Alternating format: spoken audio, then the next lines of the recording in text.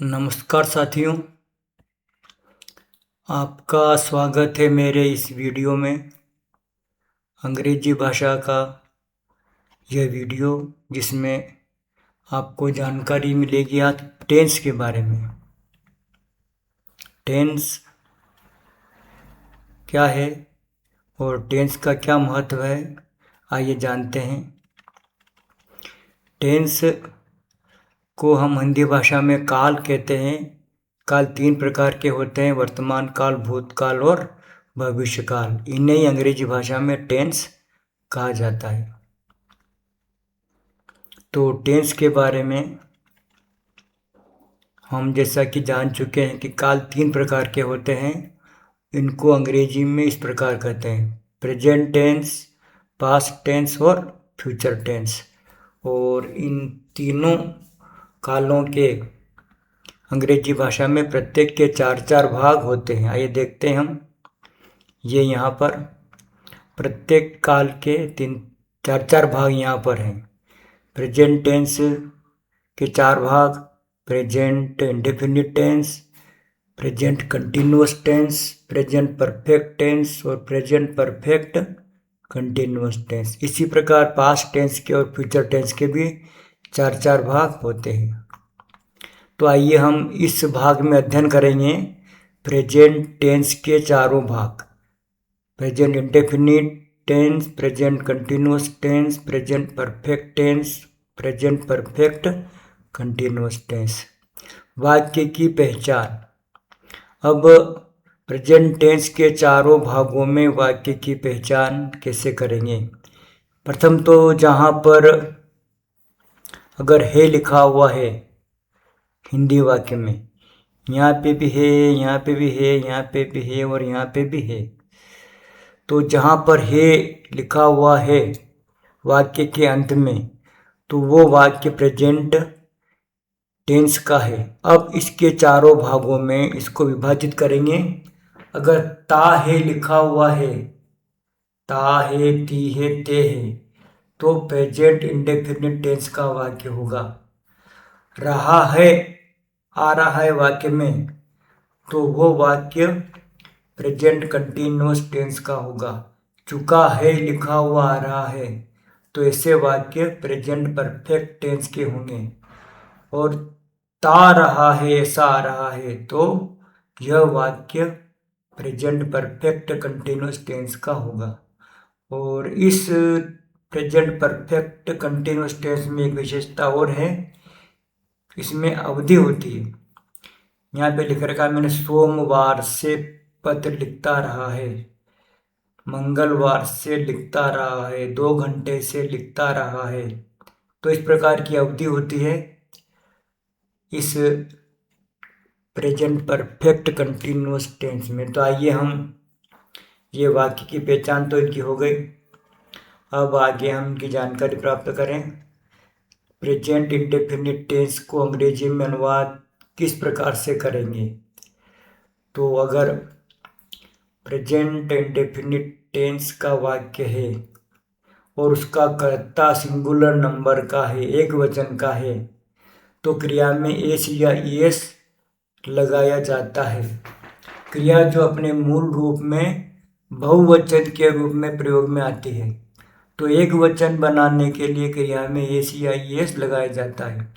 Noun को बहुवचन बनाने के लिए एस या एस बनाया जाता है, लेकिन वर्ब को सिंगुलर नंबर बनाने के लिए एस या ईएस लगाया जाता है। और सब्जेक्ट अगर बहुवचन का है, तो वर्ब में हमें कुछ जोड़ने की आवश्यकता नहीं है और वह अपने मूल रूप में ही प्रयोग में आती है। निगेटिव बनाने के लिए सिंगुलर नंबर में डज नॉट का प्रयोग होता है और प्लूरल नंबर में डू नॉट का प्रयोग होता है। इंट्रोगेटिव बनाने के लिए सिंगुलर नंबर में डस को वाक्य के आरंभ में लिख देते हैं और प्लूरल नंबर को डू को वाक्य के आरंभ में लिख देते हैं। और इस टेंस में जैसा कि आपने देखा कि सिंगुलर नंबर में अलग नियम है और प्लूरल नंबर में अलग नियम है। लेकिन ये आई शब्द जो है, आई एक वचन का है परंतु सिंगुलर नंबर का है, परंतु इसको बहुवचन के रूप में प्रयोग किया जाता है इस प्रेजेंट इंडेफिनिट टेंस में केवल। आइए अब आगे देखते हम इस तालिका द्वारा। इस तालिका में यहाँ पर 4 भाग दे रखे हैं, नंबर मतलब वचन, सिंगुलर नंबर और प्लूरल नंबर। अफर्मेटिव सेंटेंस ये साधारण वाक्य हैं, और निगेटिव सेंटेंस ये नकारात्मक वाक्य हैं, और इंट्रोगेटिव सेंटेंस यहाँ पर ये प्रश्नवाचक वाक्य हैं। तो सिंगुलर नंबर का अफर्मेटिव सेंटेंस, मोहन पत्र लिखता है, मोहन राइट्स ए लेटर। तो यहाँ पर सब्जेक्ट के बाद क्रिया में एस लगाया गया है और अंत में ऑब्जेक्ट को लिखा गया है। यहाँ पर देखिए ये सब्जेक्ट, क्रिया में एस लगाया गया है और अंत में ऑब्जेक्ट। और निगेटिव बनाना है इसको, तो अपन यहाँ पे देखें इसको, यहाँ पर इस सब्जेक्ट के बाद डज नॉट का प्रयोग कर देंगे, और फिर क्रिया में एस की जरूरत नहीं है, क्योंकि डस का प्रयोग हमने कर दिया, तो डस अपने आप में सिंगुलर नंबर का सहायक क्रिया है। Mohan does not write a letter, ये यहाँ पर हो गया, मोहन पत्र नहीं लिखता है।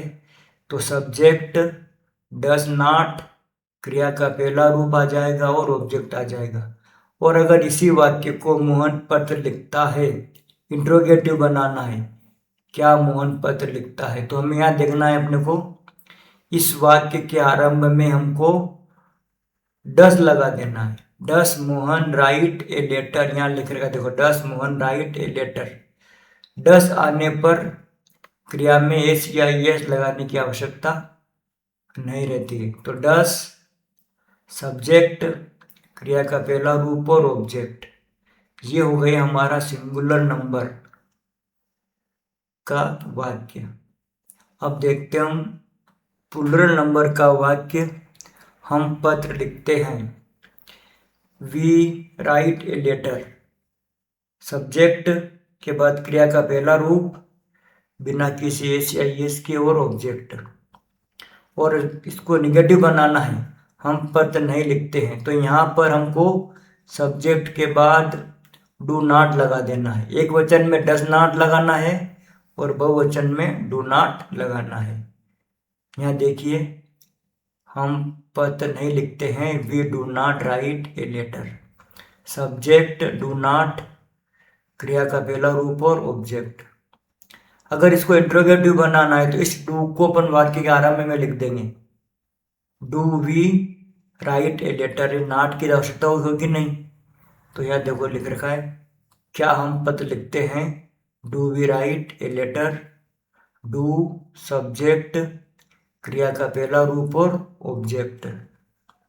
तो ये हमारे singular number, plural number, affirmative, negative और इंट्रोगेटिव वाक्य हो गए प्रेजेंट इंडेफिनिट टेंस के। आगे देखते हैं हम, इसके कुछ मैंने उदाहरण दे रखे हैं अभ्यास के लिए, अंग्रेजी में अनुवाद के लिए। तो आप इनको अंग्रेजी में अनुवाद करें। और यहाँ पर एक वाक्य दे रखा है मैंने, मैं आम खाता हूँ।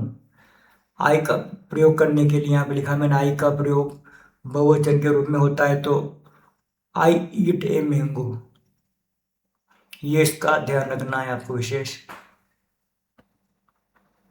अब अगला टेंस देखें, प्रेजेंट कंटिन्यूअस टेंस।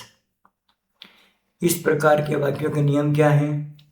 अगर सिंगुलर नंबर का करता है तो ईच का प्रयोग, और बहुवचन प्लूरल नंबर का करता है तो आर का प्रयोग किया जाता है, तथा आई के साथ एम का प्रयोग किया जाता है, वह क्रिया में आईएनजी लगाया जाता है। निगेटिव बनाना हो तो ईज आर एम के बाद नॉट का प्रयोग होगा। अगर सब्जेक्ट एक वचन का है तो ईज आएगा, बहुवचन का है तो आर आएगा, और आई है तो एम आएगा। तो किसी भी प्रकार का वाक्य हो तो वहाँ पर तीनों सहायक क्रियाएं ईज आर एम आएगी, तो इनके बाद नॉट लगा देंगे तो वो निगेटिव हो जाएगा। इसी प्रकार इंट्रोगेटिव बनाने के लिए ईज आर एम को वाक्य के आरंभ में लिख देंगे, बाकी पूरे के पूरे नियम जो है वो सामान्य रहेंगे। आइए देखिए, हमने यहाँ पर इसका चार्ट बना रखा, किस प्रकार से प्रयोग करेंगे। मोहन पत्र लिख रहा है, Mohan is writing a letter. Subject एक वचन होने के लिए इसके ईच का प्रयोग, क्रिया में आईएनजी और ऑब्जेक्ट। और निगेटिव बनाना हो तो इस ईच के बाद नॉट लगा देना है और कुछ नहीं करना है, बस Mohan is not writing a letter, ये हो गया। इंट्रोगेटिव बनाना है तो इस ईच को वाक्य के आरंभ में लिख देंगे, जैसे यहाँ लिख रखा है is Mohan writing a letter, क्या मोहन पत्र लिख रहा है। ये सिंगुलर नंबर का हो गया। बहुवचन के वाक्य में कुछ नहीं करना है, ईच की जगह आर का प्रयोग करना है। हम पत्र लिख रहे हैं, we are writing a letter. Negative बनाना है तो आर के बाद नॉट लगा देना है, we are not writing a letter. और इंट्रोगेटिव बनाना है तो इस आर को वाक्य के आरंभ में लिख देंगे, are we writing a letter, not का प्रयोग तो करना ही नहीं है। ये पे इसका फार्मूला है, सब्जेक्ट आर, क्रिया में आईएनजी और ऑब्जेक्ट। निगेटिव के लिए सब्जेक्ट आर नॉट, क्रिया में आईएनजी और ऑब्जेक्ट। और इंट्रोगेटिव के लिए आर सब्जेक्ट, क्रिया में आईएनजी और ऑब्जेक्ट। ये हो गया हमारा प्रेजेंट कंटिन्यूअस टेंस। इसके भी मैंने उदाहरण दे रखे हैं यहाँ पर, सब्जेक्ट वाइज प्लूरल और सिंगुलर और प्लूरल नंबर के लिए, तो आप इनको अभ्यास कर सकते हो। अब देखें यहाँ पर प्रेजेंट परफेक्ट टेंस के वाक्यों को अंग्रेजी में हम कैसे अनुवाद करेंगे। अगर कर्ता एक वचन का है तो कर्ता के बाद हेस का प्रयोग, और कर्ता बहुवचन का है तो हेव का प्रयोग किया जाता है, तथा क्रिया का तीसरा रूप उपयोग में लाया जाता है। क्रिया के तीन रूप होते हैं, जैसे आप पार्ट ऑफ स्पीच में देखा होगा आपने, वर्ब के अध्ययन के समय। नहीं देखा हो तो मैंने पार्ट ऑफ स्पीच का भी वीडियो बना रखा है, आप देख सकते हो। तो क्रिया का तीसरा रूप यहाँ पर आएगा इस टेंस में। पीछे मैंने क्रिया के तीनों रूप के कुछ उदाहरण दे रखे हैं, आप देखेंगे वहाँ पर। निगेटिव बनाना हो तो हेज या हेव के बाद नॉट का प्रयोग किया जाएगा। एक वचन का वाक्य है तो हेज आएगा, और बहुवचन का वाक्य है तो हेव आएगा और उसके बाद नॉट लगा देंगे। इसी प्रकार इंट्रोगेटिव बनाना है तो हेज और हेव को वाक्य के आरंभ में लिखा जाता है। तो देखिए अपन टेबल में मैंने किस प्रकार से बना रखा है। मोहन पत्र लिख चुका है, Mohan has written a letter. Subject has, क्रिया का तीसरा रूप और ऑब्जेक्ट। निगेटिव बनाना है तो हैज के बाद नॉट लगा देना है, बस कुछ नहीं करना है। यहाँ पे लिख रखा है Mohan has not written a letter.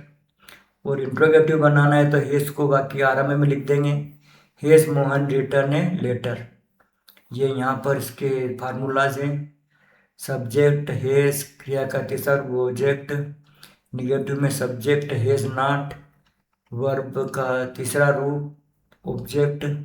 और इंट्रोगेटिव में हैज, सब्जेक्ट, वर्ब का तीसरा रूप और ऑब्जेक्ट सिंगुलर नंबर में।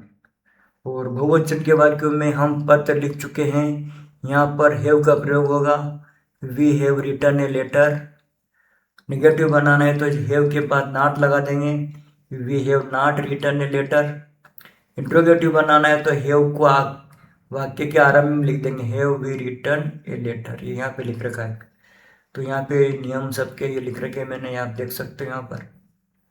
आप वीडियो को रोक करके आप अच्छी तरीके से आप देख सकते हो।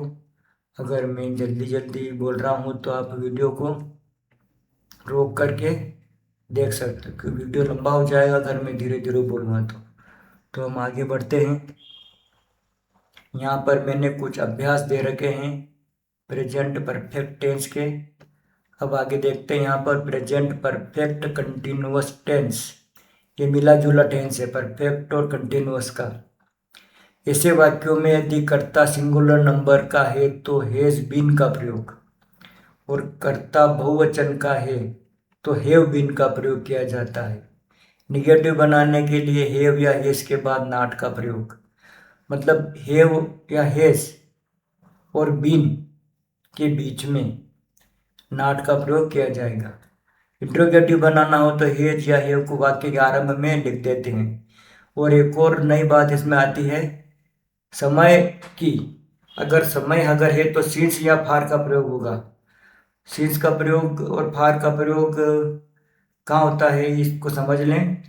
अगर समय कोई निश्चित है तो सिंस का प्रयोग, और समय अनिश्चित है तो फार का प्रयोग। निश्चित समय जैसे सोमवार से मंगलवार से 2 बजे से निश्चित समय, 2 घंटे से 4 घंटे से 2 दिन से, तो ये अनिश्चित समय है। तो निश्चित समय के लिए सिंस का प्रयोग और अनिश्चित समय के लिए फार का प्रयोग किया जाता है। ये आगे तालिका में हम देखें, यहाँ पर ये वाक्य दे रखा है। यहाँ पर मोहन सोमवार से पत्र लिखता रहा है। Mohan has been writing a letter since Monday. Mohan का निगेटिव बनाना है तो हैज के बाद नॉट लगा देना, बीन के पहले और हैज के बाद। Mohan has not been writing a letter since Monday. Interrogative बनाना है तो इस हैज को वाक्य के आरंभ में लिख देंगे। Has Mohan been writing a letter since Monday. ये फार्मूला दे रखे हैं मैंने, आप ये देख सकते हो यहाँ पर। अब बहुवचन का वाक्य, हम सोमवार से पत्र लिखते रहे हैं। We have been writing a letter since Monday. केवल यहाँ पर और इन सिंगुलर और प्लुरल में केवल हैव का और हैज और हैव का अंतर आएगा। यहाँ पर हैव का प्रयोग आएगा। We have been writing a letter since Monday. We have not been writing a letter since Monday.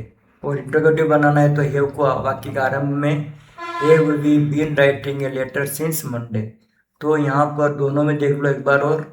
Subject has been, क्रिया में आईएनजी और ऑब्जेक्ट, ये सिंगुलर नंबर के लिए है। निगेटिव बनाना है तो सब्जेक्ट हैज नॉट बीन, क्रिया में आईएनजी और ऑब्जेक्ट। इंट्रोगेटिव बनाना तो हैज को आरंभ में लिख देंगे, सब्जेक्ट बीन, क्रिया में आईएनजी और ऑब्जेक्ट। निगेटिव बनाने के लिए, और इसमें अब देखें बहुवचन में, सिंगुलर नंबर हो गया, बहुवचन में देखिए अपन सब्जेक्ट के बाद हैव बीन, क्रिया में आईएनजी और ऑब्जेक्ट। और निगेटिव बनाने के लिए सब्जेक्ट के बाद हैव नॉट बीन, क्रिया में आईएनजी और ऑब्जेक्ट। इंट्रोगेटिव बनाना तो हैव को पहले पे लिखेंगे, फिर सब्जेक्ट बीन, क्रिया में आईएनजी और ऑब्जेक्ट। ये हमारे चारों टेंस हो गए। इसके भी मैंने कुछ अभ्यास दे रखे हैं, यहाँ पर देखिए ये, इनको अभ्यास को कर सकते हो। और यहाँ पर मैंने जो है कुछ वर्ब के तीनों रूप दे रखे हैं, इनका इसी प्रकार के अन्य क्रिया का प्रयोग कर सकते हैं। तो आपको मेरा वीडियो कैसा लगा, बहुत बहुत धन्यवाद। पसंद आया हो तो लाइक करें, शेयर करें, सब्सक्राइब करें, अपने मित्रों को शेयर करें ताकि उनको भी लाभ हो और मेरा वीडियो भी आपको मिलता रहे।